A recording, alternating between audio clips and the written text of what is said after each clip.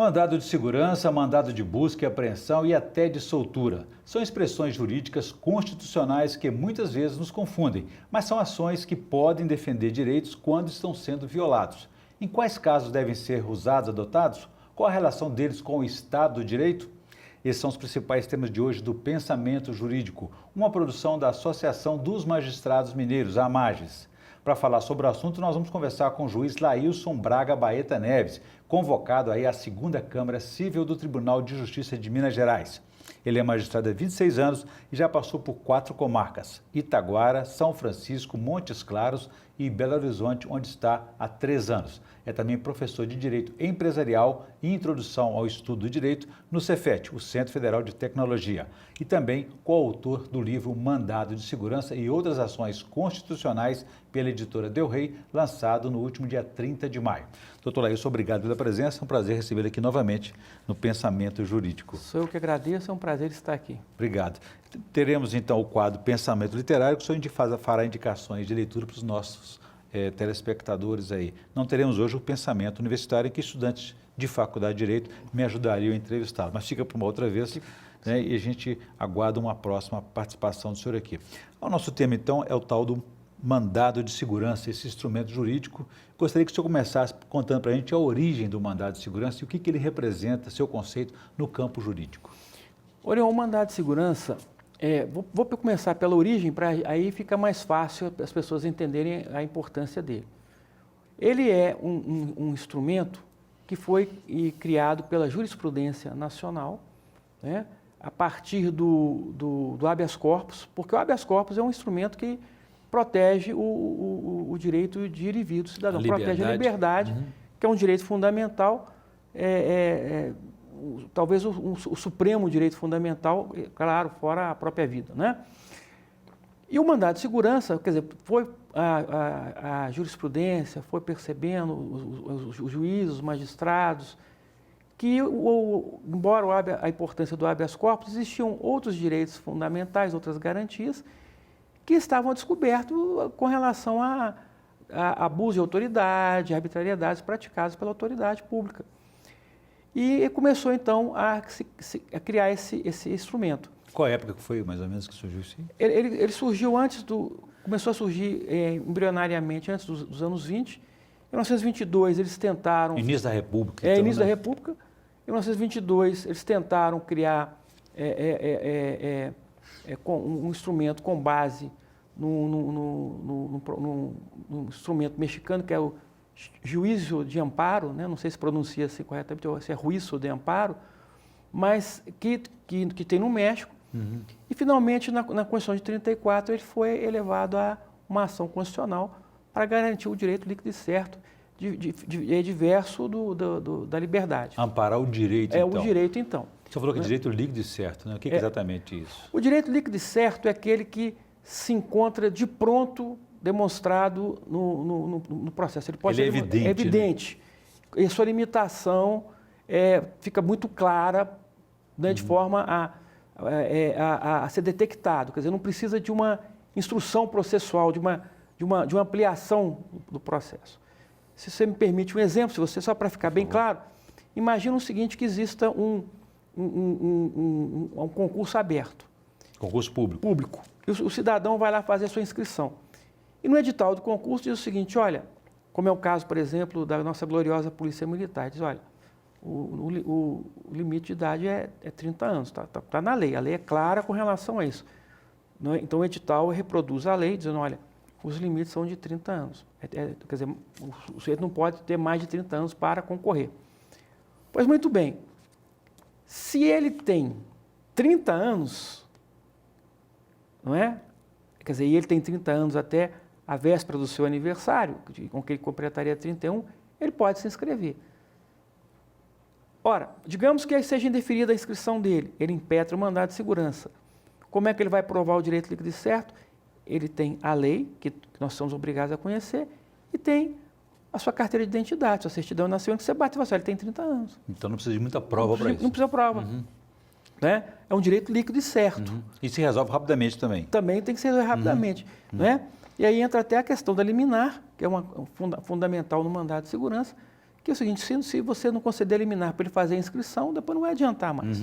Então, você concede a liminar para ele fazer a inscrição e depois aí vai ter o procedimento todo para verificar se ele realmente tem aquele direito líquido e certo. Aí seria julgar o mérito da coisa. Aí seria julgar o mérito. Agora, doutor Laílson, o recurso, então, ao mandado de segurança é uma ação constitucional, como você disse. Ele não é adotado para qualquer situação, tem que ter um critério, né? Não, claro que não. Porque o que ocorre? O mandado de segurança, ele visa essas violações, esse abuso, vamos dizer assim, essa agressão, vamos dizer assim, ao direito líquido e certo. Né? Tanto é que o agente público que pratica o ato é denominado de autoridade coatora, porque há uma coação sobre o cidadão que quer exercer seu direito líquido e certo. Seja prestar um concurso, seja... E aí pode ser pessoa jurídica também, que queira participar de uma licitação e tenha as condições, ou que se oponha à participação de um concorrente que não atende os requisitos do edital, que estão lá claramente postos. Então, são uma série de situações... Que é mais do que um direito, é uma obrigação. É uma obrigação, é aquilo que, na verdade, o agente público teria que ter feito, né, de plano e não fez. Ou aquilo que ele não poderia ter feito de plano e fez.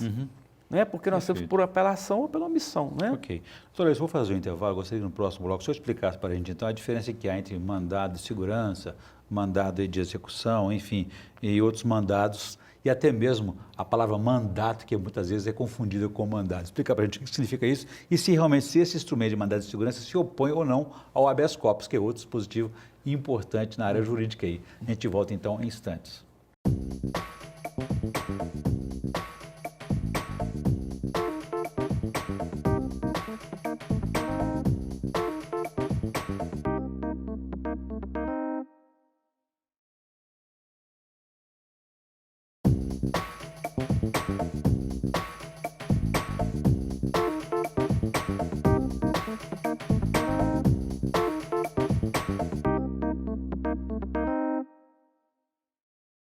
Estamos de volta com o Pensamento Jurídico, uma produção da Amages. Participe de nosso programa pelo e-mail pensamento@amages.com.br.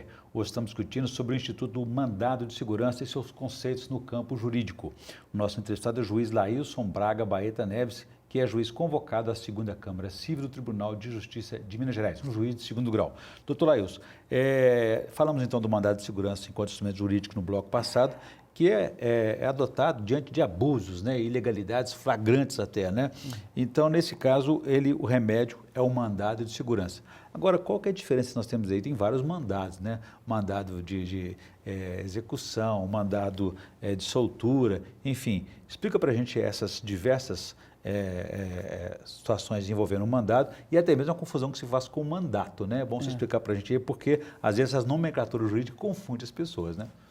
Vamos começar então pela nomenclatura, porque aí fica mais fácil de entender. Sim. Vou começar pelo final, né? Então, mandado... Tem força, tem ordem. É uma ordem. Uma ordem judicial. Entendeu? É uma determinação. Então, daí que começa essa questão. O mandado de segurança, ou seja, a ordem de segurança, é uma ação judicial. Os outros mandados a que você se refere são o resultado de uma outra ação. Então, por exemplo, houve... Por exemplo, uma ação qualquer e que o objetivo era a entrega de um bem. Então, como esse bem não foi entregue voluntariamente, então expediu-se um mandado de execução. De apreensão, por exemplo, né? Que também é execução, que é o objetivo, né? Então isso aí é o seguinte, é uma ordem para apreender o bem. Pode ser também uma ação cautelar que precisa de uma busca e apreensão, então tem uma ordem de busca e apreensão, porque a coisa que se pretende apreender, ela pode ser que seja o objeto da ação, ou seja, um instrumento para provar, né? Por exemplo, documentos que venham a provar determinadas alegações que se fazem no processo. Essa apreensão pode chegar até a ter uma ordem de prisão também. Pode, aí já no criminal, né? Falando genericamente. Sim. Especificamente no criminal, por exemplo, é muito comum, não é? que se espesse uma ordem de busca e apreensão para subsidiar a ação penal. Como aconteceu nessas operações aí. Como aconteceu. A Lava Jato e várias outras. Foi como aconteceu. Então, às vezes aquilo parece assim um espetáculo, mas não é isso. É porque realmente precisa de tomar todo o cuidado para aprender aquela documentação que vai... E até a própria apreensão ela tem que ser documentada num caso como esse, para que não reste dúvidas de que aquilo foi retirado exatamente daquele local para produzir aquela prova. Não é? Então, já o mandado de segurança é uma ação que pretende uma ordem de cumprimento daquilo que foi pedido na inicial, ou seja, a concessão do direito líquido e certo que foi violado. Por isso que as palavras se confundem, mas é porque elas têm o mesmo significado. Realmente são todas ordens, né? Só que no mandado é uma ação e ela é prevista constitucionalmente. Agora, mandato é representação. É o tempo dessa representação do cargo, né? Então nós temos, tanto é que, por exemplo, quando você constitui um advogado, você dá ele um mandato cujo instrumento é a procuração, para que ele possa te representar em juízo.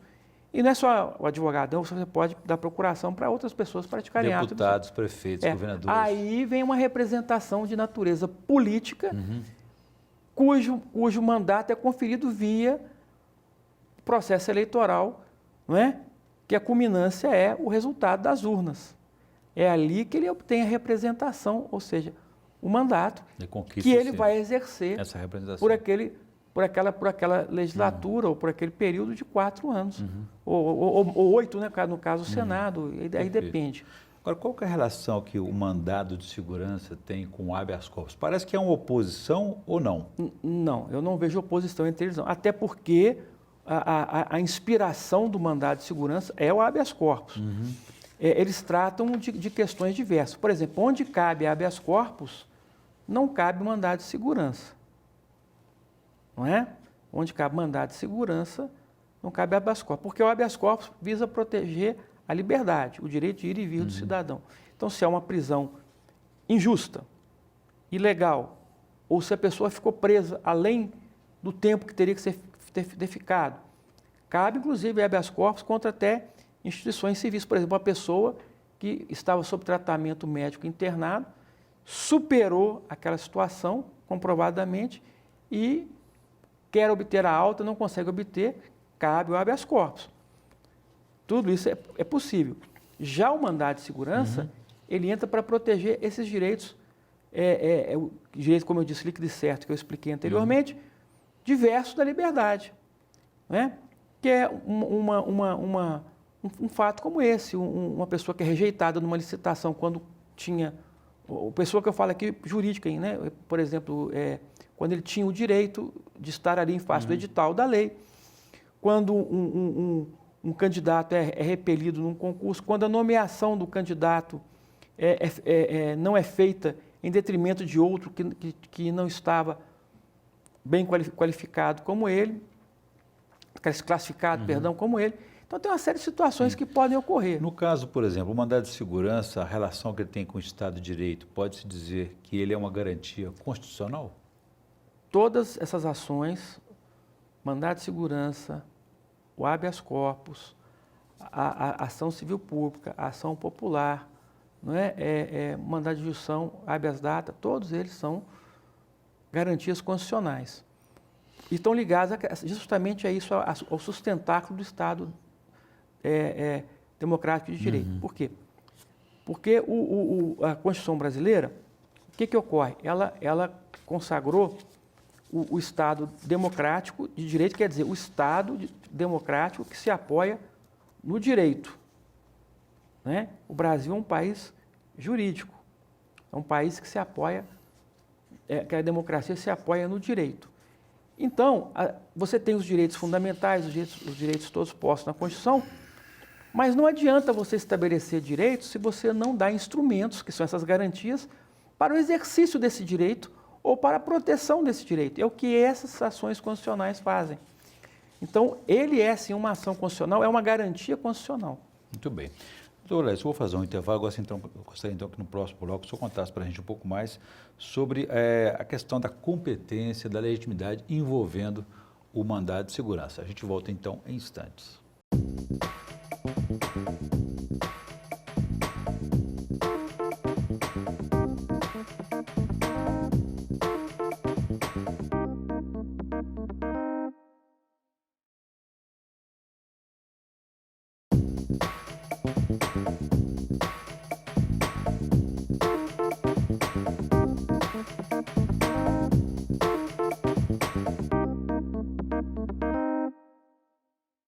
Estamos de volta com o Pensamento Jurídico, uma produção da Amages. Hoje estamos discutindo sobre o Instituto do Mandado de Segurança e seus conceitos no campo jurídico. O nosso entrevistado é o juiz Laílson Braga Baeta Neves, que é juiz convocado à 2ª Câmara Civil do Tribunal de Justiça de Minas Gerais. Doutor Laílson, deixei para o senhor uma questão no bloco anterior. O senhor é autor do livro, então, Mandado de Segurança e Outras Ações Constitucionais. Por que o senhor se fixou só como deu o protagonismo ao mandado de segurança, já que ele também é uma ação constitucional, em vez de tratar de outros temas, como é habeas corpus? O mandado de segurança ele é controverso ou ele atrai muito esse debate jurídico? A questão é que ele atrai muito debate jurídico. Por quê? Porque ele atinge questões cotidianas mais fáceis de serem detectadas, ou melhor dizendo, de serem sofridas pelo cidadão comum, né? As outras também, claro. Mas o mandado de segurança, porque é muito comum, por exemplo, alguém ter problemas no concurso público, numa promoção no serviço público, ter rejeitado, por exemplo, ter sido apreendido indevidamente determinados bens por parte da administração pública, sofrer algumas sanções que não estão previstas em lei. E tudo isso não é cotidiano. Quer dizer, você pode observar, se fizer uma pesquisa, vai ver que o número de mandados de segurança impetrados é superior a qualquer outra das ações, isso, talvez exceto o habeas corpus. E deve incomodar muita gente, né? Aqui, mas aquele que é alvo, né? Como o senhor chamou de coator, né? Da autoridade, deve incomodar muito o mundo das autoridades aí, pela força que ele tem, pela importância que ele tem de defender o direito diante de abusos, né?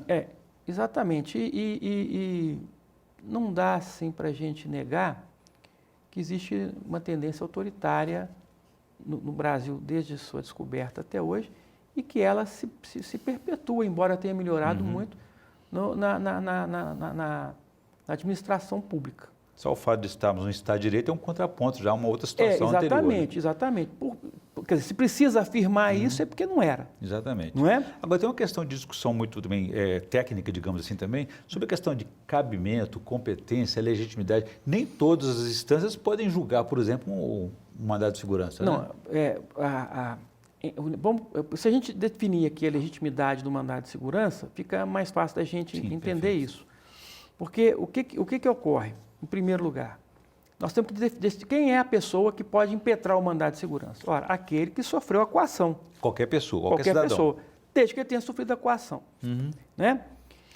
Quanto ao cabimento, quer dizer, eu vou fazer uma separação entre a legitimidade ativa, que é o que eu falei que é quem sofreu, né, e quem praticou. Nesse meio do caminho tem a questão do cabimento. Por quê? Porque se a descrição do fato, né, isso até existe uma certa controvérsia, essa parte é controvérsia, por isso que eu vou ressaltar aqui. Do fato, não condiz com o direito líquido e certo, não é? Se eu digo, por exemplo, olha, eu estou doente e vou provar que eu estou doente. Bom, aí já não é mais um direito líquido e certo. Embora isso não quer dizer que ele não possa entrar com uma ação comum, né? E requerer o tratamento médico e tal, pedir até antecipação de tutela, se for o caso, mas não é propriamente um caso de mandado de segurança. Mas vamos superar essa fase, vamos dizer que ele entrou com a ação e está ali descrito um direito, aliás, voltando, o artigo 10º é que consagra isso, da lei de mandado de segurança. Só que alguns entendem que teria sido revisto pela nova prática do CPC. Eu entendo que não, porque a lei do mandado de segurança é uma lei especial, embora anterior ao Código, é especial. E aí o Código de Processo Civil eu entendo que é uma lei geral processual e que não pode revogar uma lei especial de um procedimento que inclusive é constitucional. Mas superando isso, vamos imaginar que ele realmente fez, requeriu um mandado de segurança e descreveu direitinho uma situação.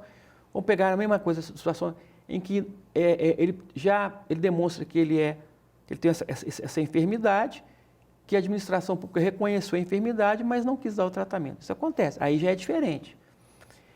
Então, ele ingressa com mandado de segurança, tá certo? Contra quem? Contra a autoridade que lhe negou o tratamento. E aí vem a questão da... Qual autoridade? Identificar corretamente. Exatamente, tem que identificar corretamente. Então, essa autoridade é quem, não é... As pessoas se enganam. A autoridade é quem? É aquele agente público que pode decidir, falar sim ou não. Porque numa escala, por exemplo, se é uma questão da saúde pública, né? Ele vai recorrer contra o governador ou contra o secretário de saúde? Não, o prefeito ou o secretário municipal de saúde? Aí que está a situação. Quem foi que negou? Porque tem que ter sido negado. Quem negou é que é a autoridade. É o autor dessa...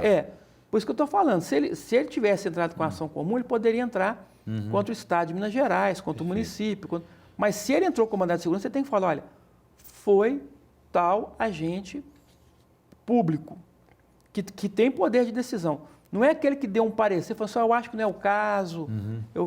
Não é esse, é aquele que realmente negou. Se eu me dar um tempo só nessa questão do mandado de segurança, para a gente discutir a competência logo daqui a pouco, para o senhor fazer indicação de leitura para os nossos telespectadores no quadro Pensamento Literário. O que o senhor trouxe para nós, por favor?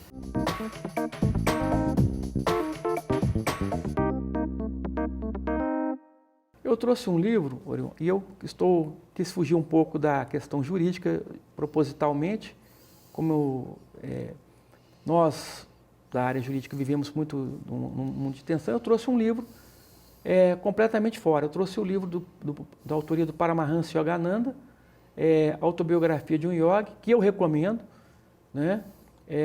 Só não para me exibir, mas só para esclarecer que eu tenho muito apreço por essa obra, eu já li mais de 10 vezes. Isso assim, de ler, né? Sem falar as consultas que eu faço ocasionalmente ao livro. É um livro que eu recomendo, principalmente para aqueles que não têm uma vivência com relação à yoga, à filosofia oriental, e que querem ser introduzidos. É um livro de leitura fácil e leve. Perfeito. Boa indicação, obrigado pela indicação. É até uma cultura, aliás, uma filosofia que influenciou muito a cultura hippie, os Beatles, os anos 60, né? Verdade. Muito bem. Doutor Laílson, voltando aqui ao tema, então, da questão do mandado de segurança, eu interrompi isso a respeito da questão da competência. O senhor pode concluir, por favor. Então, vamos lá. Se a autoridade é municipal ou estadual, em regra, ele tem que ser impetrado perante o juízo de primeiro grau. Tá certo? Se é uma autoridade federal, perante o juiz federal. Agora, pela nossa lei de organização judiciária, se essa autoridade estadual é um secretário de Estado ou governador do Estado, então você tem que impetrar competência originária do Tribunal de Justiça. Se for, por exemplo, contra o presidente da República, você não vai ingressar... Ministro, aí você vai no STF. Não é? E assim, chefes